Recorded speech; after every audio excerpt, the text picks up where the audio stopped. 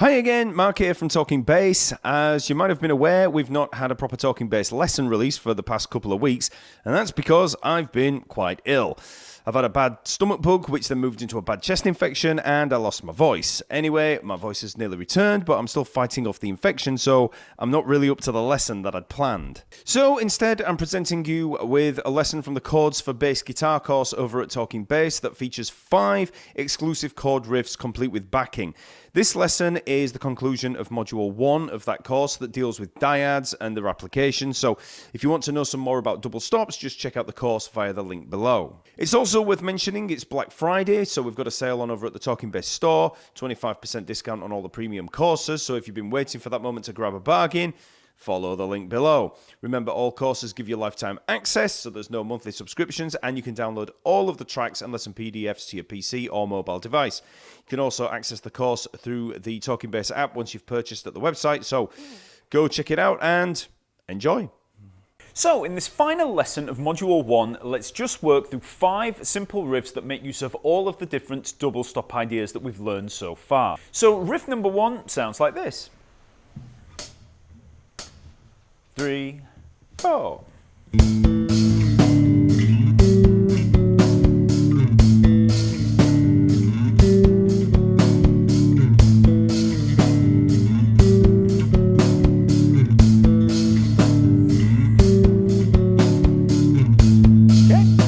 So this riff's in A minor, and we're working around the fifths and the thirds within the A natural minor scale. So I'll just take you through the actual chords that are in there so that then we can just work through it a lot easier.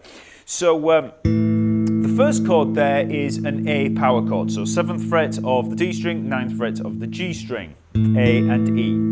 Then we move that whole thing down a whole step down to the G there, so 5th fret D string, 7th fret G string. Okay. Then we move up to this minor third here, E and G, so that's 14th fret D string, 12th fret on the G string. Then we just come down a whole step to a major third on the D, so that's D and F sharp, 12th fret of the D string and 11th fret of the G string. Okay, so all of those chords are taken from the A natural minor scale. We're on the root note there, then we come down to the flat 7, then we're up at the 5th there, that minor third, and then the 4th, which is the major third, okay? So now all we have to do is put those chords together. So when we play these chords, we're going to be working between them and an open A string. So we're using that open A string drone. So first of all, get into that position for the A power chord there, and we just pick D string, G string, D string, and then the open A string. Okay, so I'm just using the first finger, second finger, first finger, thumb there. So I'm using this claw hammer technique. Then we come down to the G power chord and we play G string, D string, A string. So second finger, first finger, thumb. So. Okay. Next we move up to that minor third on the E and we come down G string, D string, A string. Okay, it's just a group of 3, second finger, first finger, thumb on the picking hand. Then down to the D, the major third, and again G string, D string, A string, second finger, first finger, thumb. And then we finish up with the D at the 12th fret of the D string, and I'm picking that with the first finger. And then you can just slide back down to bring us back to the start of the riff. Okay, so.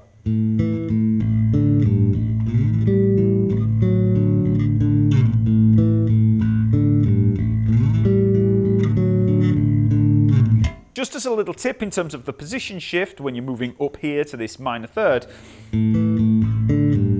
after you've played the G power chord in descent, you can kind of slide up there. So we're holding on the open A, and as you don't have to pick the D string again, just bring the hand up, just slide it up. And you can hear that slide just with the remnants of the G that we'd played before, so.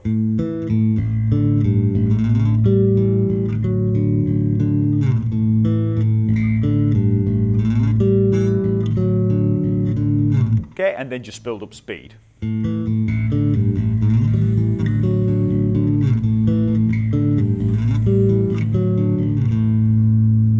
So once you've practiced that, you've got that position shift down, you can try it with the track. 3 and 4 and.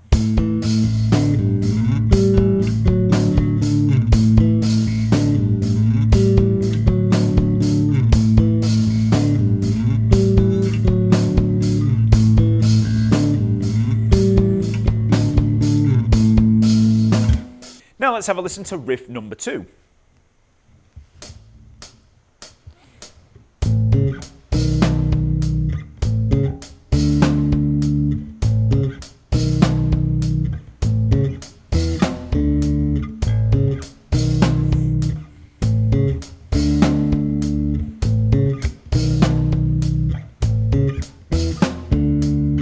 So in this riff, we're making use of tenths and octaves.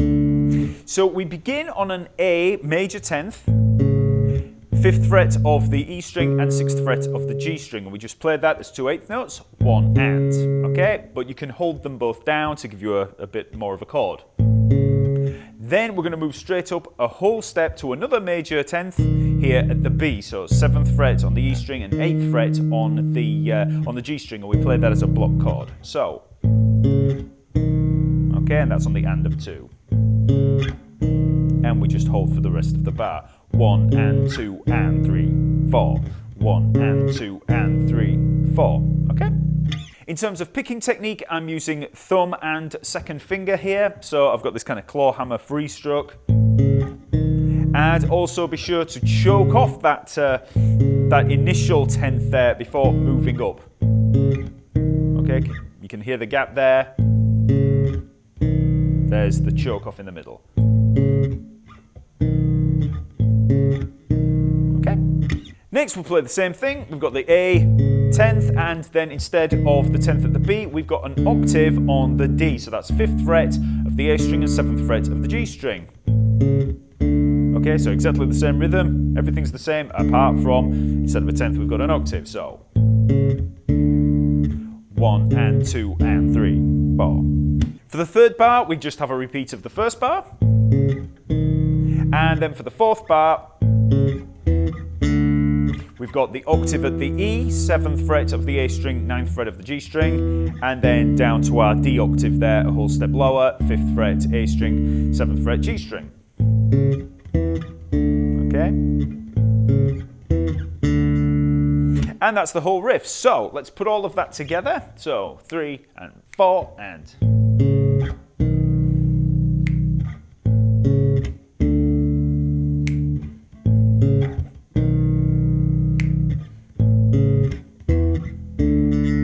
That's it. So this riff's fairly straightforward. It's just basic tenths and octaves in there, but making use of this thumb and second finger. So once you've got it up to speed, try it with the track.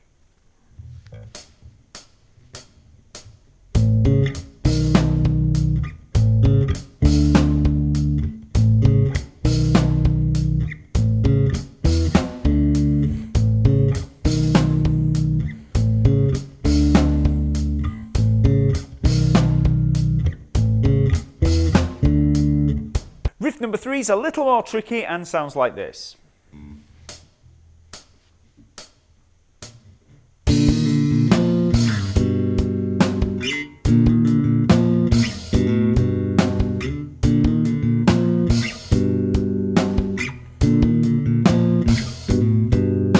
Okay, so we're in the key of B flat and we start on a major 3rd on B flat here, 8th fret of the D string and 7th fret of the G string. Just a major 3rd there. And I'm going to be picking all of this in the same way that I would a bass line. So I've got the thumb anchored. So I've got the thumb there on the A string and it's blocking off the A string and E string. So we've got some muting there. So first of all, you pick that 3rd with the 1st and 2nd fingers. And then we're going to add the little suspension there of the 4th at the 8th fret of the G string. Okay, so we hammer on and pull off there with the 3rd finger. And then I just play the B flat again at the 8th fret of the D string, and I'm picking that with the 1st finger. So then we have the F at the 10th fret of the G string, which is our perfect 5th now on that B flat. And then we pick the B flat again at the 8th fret of the D string. So all of that. Okay.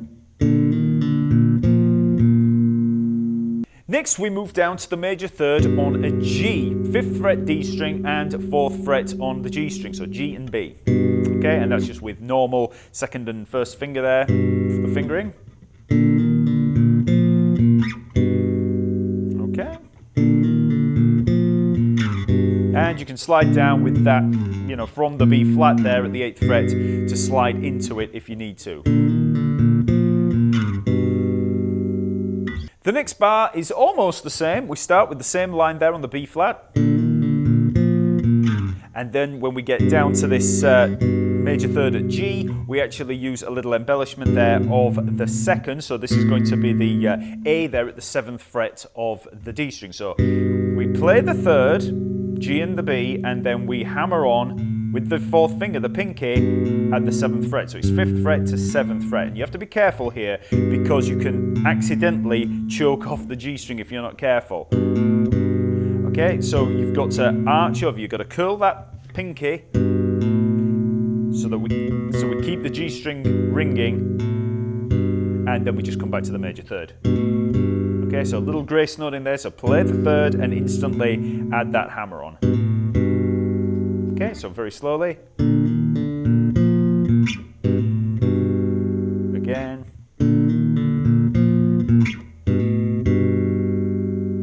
Now let's put all of that together slowly. So 3 and 4 and 4 and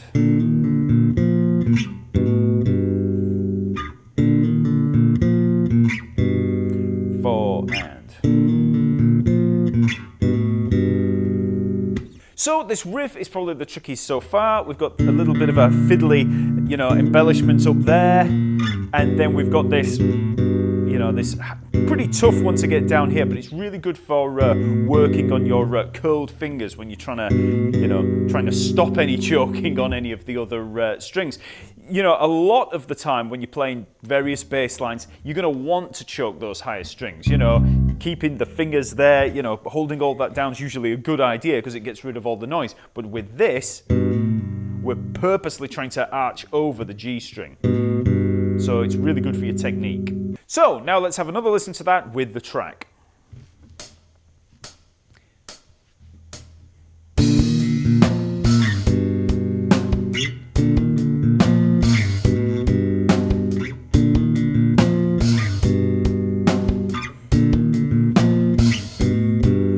Okay, now let's have a listen to riff number 4.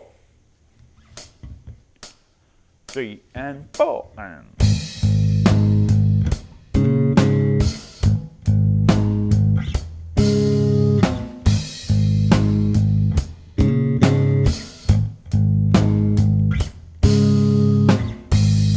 So we're in the key of A flat, and we start with this simple little bass line using an octave pattern down here on the A flat, 4th fret of the E string, and then 6th fret of the D string.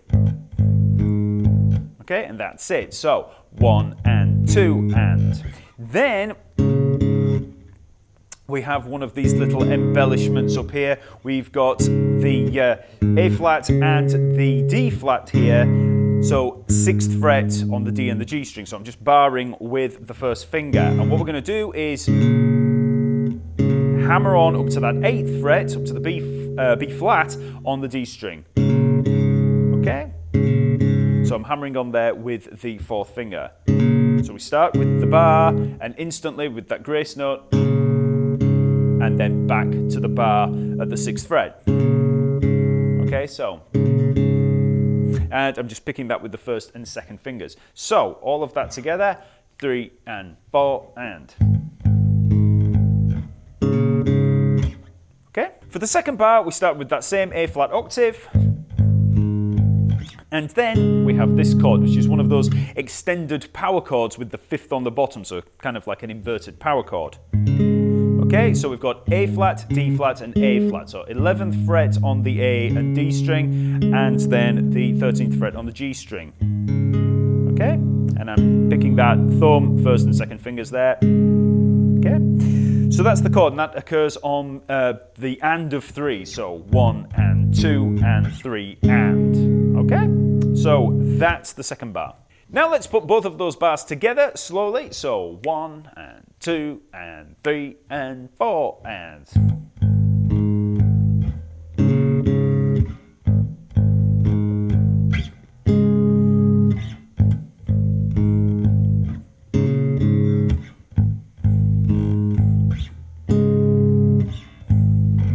Now finally, let's try with the track.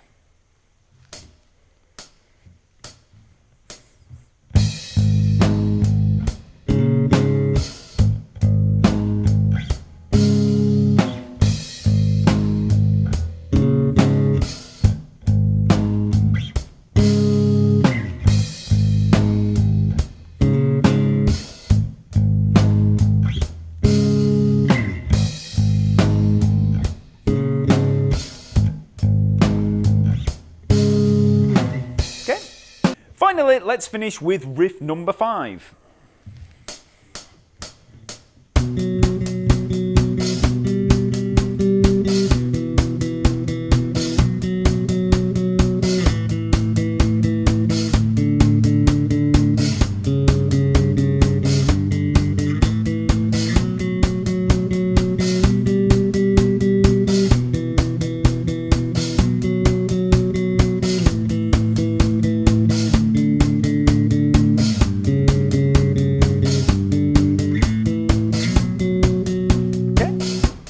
So this riff is in the key of B minor, and we're pretty much outlining a chord progression of B, A, and G as power chords. Now, if there were full chords in that key using the B natural minor scale, they'd actually be B minor, A major, and G major. But don't worry about that for now, because we're pretty much only playing power chords. So we begin with the power chord on B, so 9th fret D string and 11th fret on the G string. And we're just playing root 5th, root 5th, root 5th, root 5th. Okay, so 8th notes for 1 bar. And I'm plucking with the thumb and the first finger. So 1 and 2 and 3 and 4 and. Now I'm playing that power chord, I'm fretting it with the 1st and 3rd fingers.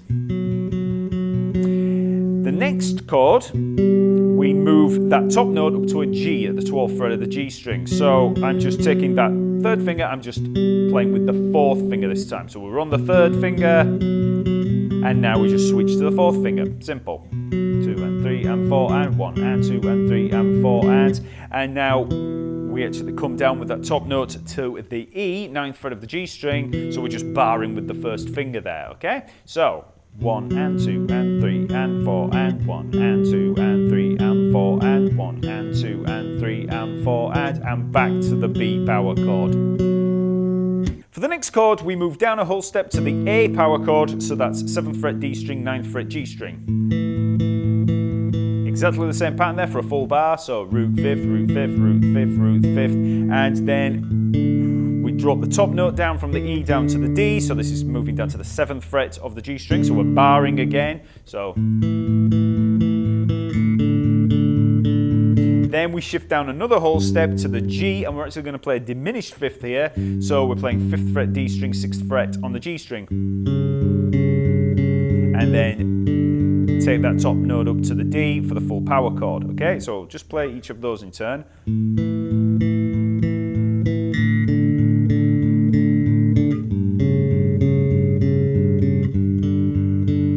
And then we finish up by coming up through the A power chord again, 7th fret D string, 9th fret G string, okay? So just play that all together. And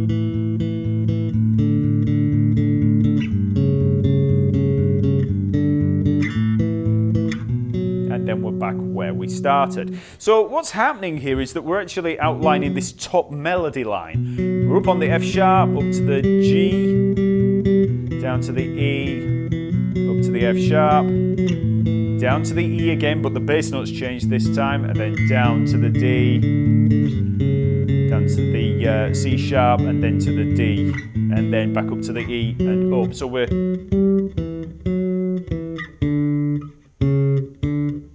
just tracking that top note, but just making the changes to the bottom note as the harmony changes, okay? So that's the whole of that riff. So the only tricky part here is really just the position shifts as we're moving down, especially from the A down to that G diminished fifth there. It's just getting the fingers there.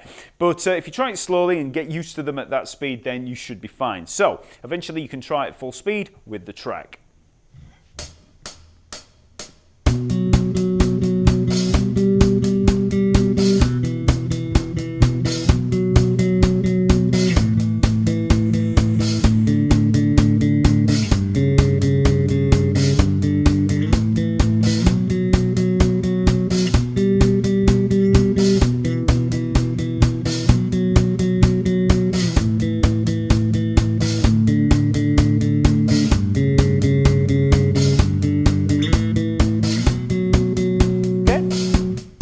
So that's it for Module 1. I hope you've enjoyed this little look at some double stops. In the next module, we're going to be expanding on all of this foundation and moving into the building of full chords, full triads and seventh chords, and looking at the basic principles of chord construction. Okay, I'll see you there.